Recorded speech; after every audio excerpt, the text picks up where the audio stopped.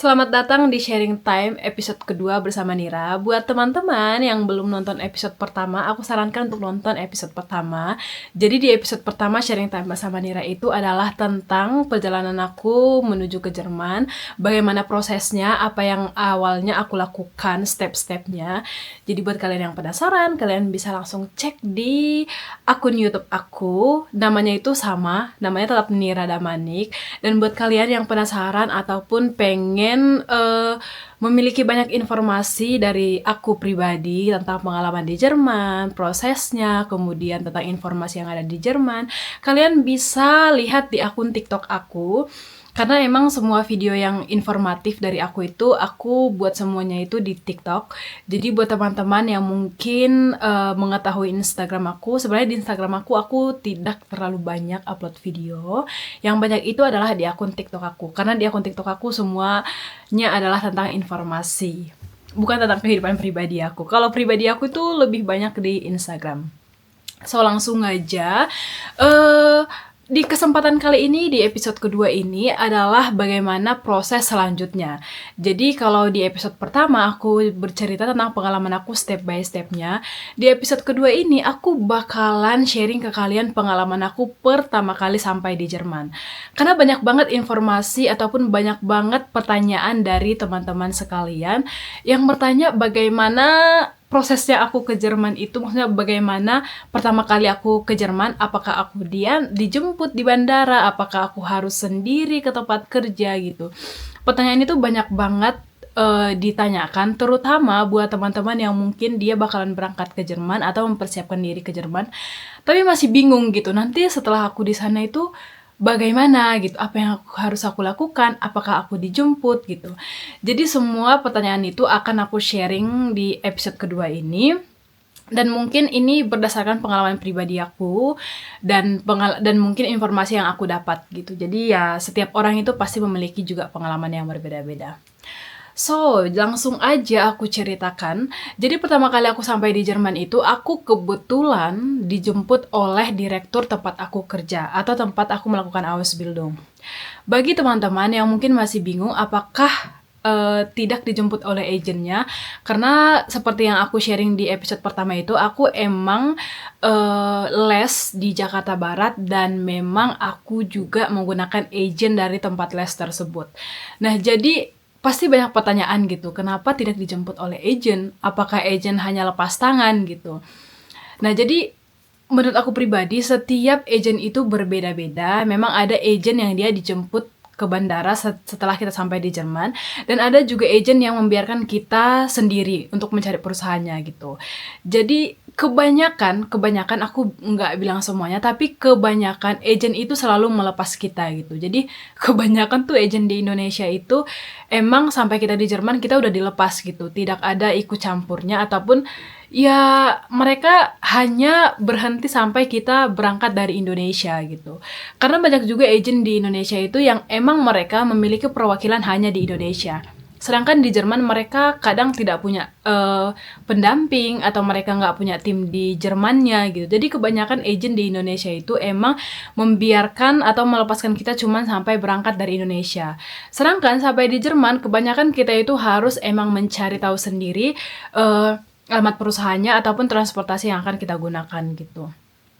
Dan sebenarnya ada beberapa pilihan. Yang pertama, itu mungkin bisa diantar oleh si agent. Kalau emang agentnya itu, maksud saya dijemput oleh si agent. Kalau emang agentnya itu mempunyai perwakilan di Jerman. Itu adalah opsi yang pertama. Opsi yang kedua adalah dijemput oleh perusahaannya. Jadi ada beberapa orang juga yang memang perusahaannya itu bersedia untuk jemput kita di bandara.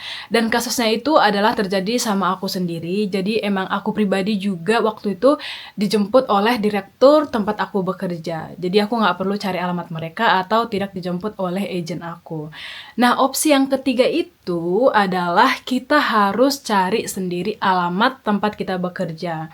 Nah, jadi sebelum kita berangkat ke Jerman, ya kita harus banyak cari informasi tentang alamatnya atau mungkin kita bisa kontak si perusahaannya, transportasi apa yang bisa kita gunakan untuk menuju ke tempat tersebut. Nah, kalau agen aku pribadi, mereka memiliki perwakilan di Jerman dan aku pribadi juga lumayan dekat dengan perwakilan yang di Jerman itu.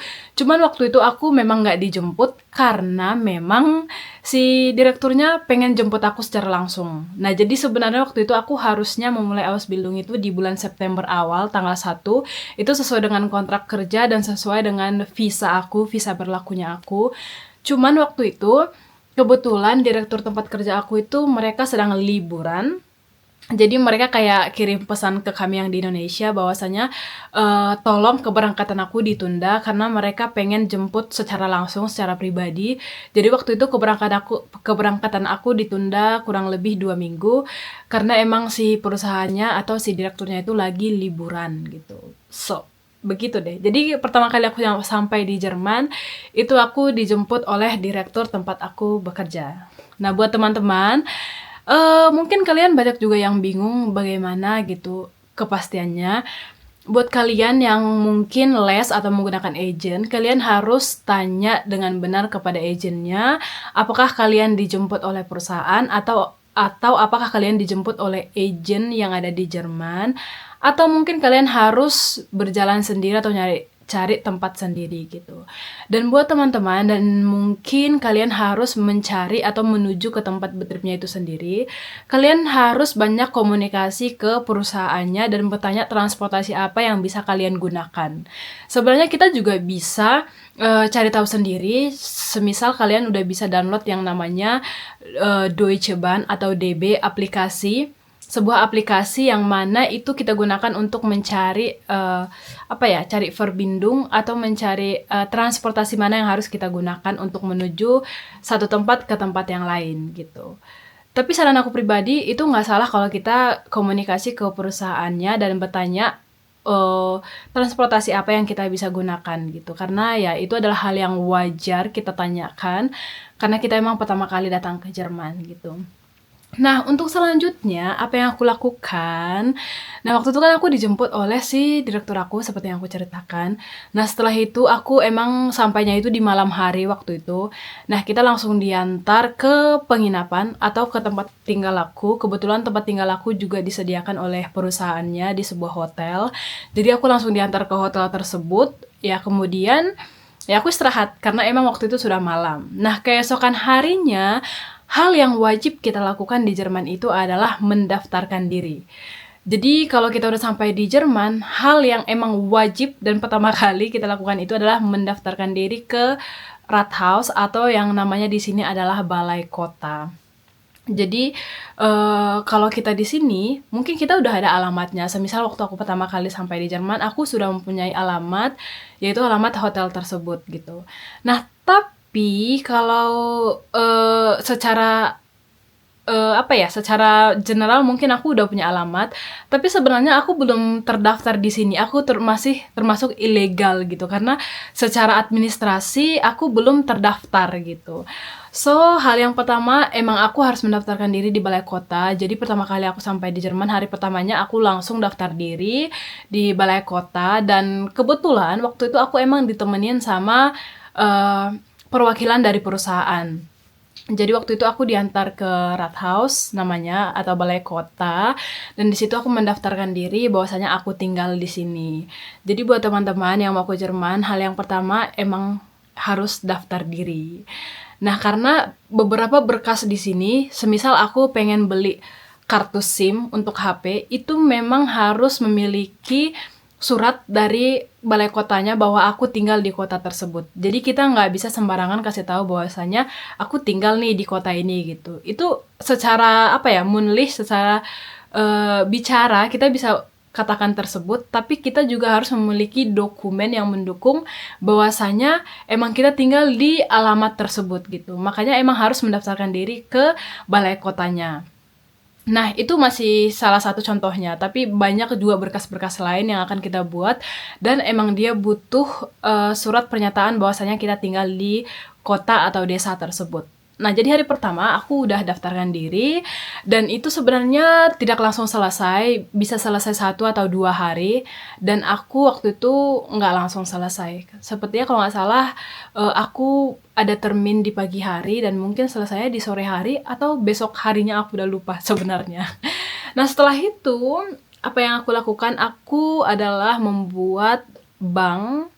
Ya, karena bank dari Indonesia itu udah pasti kita nggak bisa gunakan di sini untuk terima gaji gitu. Jadi emang kita harus buat akun bank kita untuk bisa menerima gaji saat kita melakukan Ausbildung.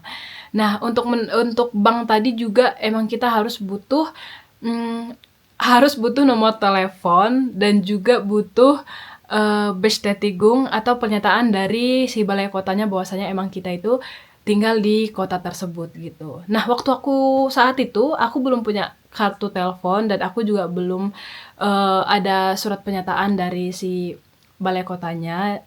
Jadi aku buat akun bank itu di hari kedua setelah aku dapat surat dari balai kota bahwasanya emang aku tinggal di kota tersebut. Nah, untuk kartu telepon waktu itu juga aku belum punya SIM card. Jadi aku masih menggunakan kayak nomor perwakilan dari si rekan kerja tersebut atau dari perwakilan dari perusahaan. Jadi belum menggunakan nomor telepon aku. Dan itu sangat menguntungkan karena emang semua berkas-berkas aku di sini, segala sesuatunya kebetulan aku dibantu oleh perusahaan. Tapi buat teman-teman, jarang banget dapat perusahaan yang seperti ini karena pengalaman dari teman-teman yang lain juga yang melakukan Ausbildung di Jerman, itu kebanyakan perusahaannya itu nggak ada bantu gitu. Maksudnya mereka lebih membiarkan kita untuk mandiri karena mungkin perusahaannya sibuk atau apa segala macam gitu. Jadi kebanyakan, perusahaan di sini tuh membiarkan kita untuk, melakukannya sendiri gitu. Jadi jangan berharap semua perusahaan akan melakukan hal tersebut, tapi persiapkan diri kalian untuk, memenuhi atau mengkonsumsi informasi sehingga kalian mengerti step by step-nya. Karena nggak semua seperti yang aku bilang, nggak semua perusahaan itu bisa bantu kita gitu. Nah, setelah itu aku udah punya surat pernyataan dari balai kota, aku juga udah punya akun bank, terus aku juga beli, SIM card. Jadi buat teman-teman yang mungkin, apa ya, yang merasa atau yang bingung bagaimana cara kita dapat kartu tersebut, emang di sini pengalaman aku pribadi kita nggak boleh beli sembarangan, kalaupun kita beli, itu memang harus mendaftarkan saat di sana. Nanti semisal aku pakai yang namanya Aldi, jadi aku pergi ke supermarket tersebut, kebetulan aku juga ditemenin sama si perusahaannya gitu. Nah, jadi kita pergi ke Aldi, ke toko tersebut, itu kayak supermarket di Jerman dan itu sangat murah. Nah, jadi kita pergi ke sana, terus aku bilang bahwa aku pengen beli SIM card dan ternyata nggak semudah yang di Indonesia, kita tinggal beli gitu, nggak. Tapi aku harus beli di sana, kemudian di sana juga aku harus mendaftarkan diri dan kita harus membawa yang namanya Ausweis atau, apa ya, visa kita. Karena kan pertama kita nyampe di sini kita belum punya yang namanya Aufenthaltstitel. Jadi waktu itu aku bawa visa, kemudian aku bawa yang namanya surat dari si balai kotanya yang menyatakan emang aku tinggal di kota tersebut. Jadi ada 2 berkas yang aku bawa saat itu, ya. Jadi nggak boleh sembarangan, kita emang harus di sana, harus mendaftarkan, harus punya berkas-berkas tersebut. Nah, jadi mungkin ada pertanyaan lainnya lagi. Jadi kita menggunakan apa atau internet apa yang kita gunakan sebelum kita beli SIM card tersebut. Nah, kalau aku pribadi emang waktu itu aku hanya mengandalkan WiFi dari, hotel tersebut. Jadi sebelum belum beli kartu, jadi aku selalu pakai WiFi dari hotel tersebut. Tapi jaga-jaga buat teman-teman yang mungkin, apa ya, nggak semua juga bisa langsung dapat WiFi. Jadi saran aku buat teman-teman yang dia berangkat sendiri dan belum tahu apakah ada WiFi di tempat tersebut, saran aku lebih baik dari Indonesia kalian beli, roaming data. Jadi selama di Jerman kalian bisa pakai data kalian yang dari Indonesia gitu. Meskipun sangat mahal, menurut aku roaming data itu sangat mahal, terutama kalau kita beli di Indonesia. Tapi dibeli di Jerman juga mahal gitu. Nah, jadi saran aku, kalian beli dikit aja dan kalian pergunakan itu emang buat hal-hal yang emang sangat-sangat kalian butuhkan gitu. Kalian bisa beli 2 giga atau 3 giga yang bisa kalian gunakan sebelum kalian bisa beli kartu SIM card di Jermannya gitu. Jadi overall itu doang sebenarnya. Jadi waktu aku di sini aku dijemput, kemudian setelah aku dijemput dari bandara, aku istirahat karena emang udah malam. Kemudian esok harinya aku mendaftarkan diri ke balai kota dan setelah itu aku dapat surat yang namanya pernyataan bahwasanya aku tinggal di kota tersebut.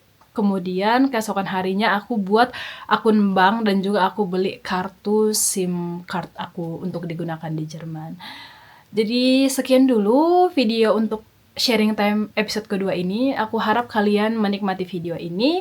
Dan aku harap informasi ini berguna buat kalian, terutama teman-teman yang ingin berangkat ke Jerman. Dan kalau kalian punya pertanyaan lain, kalian bisa komen di kolom komentar. Dan nanti aku mungkin bakalan buat sharing time yang berikutnya yang aku harap sangat berguna buat kalian gitu. So, thank you for watching.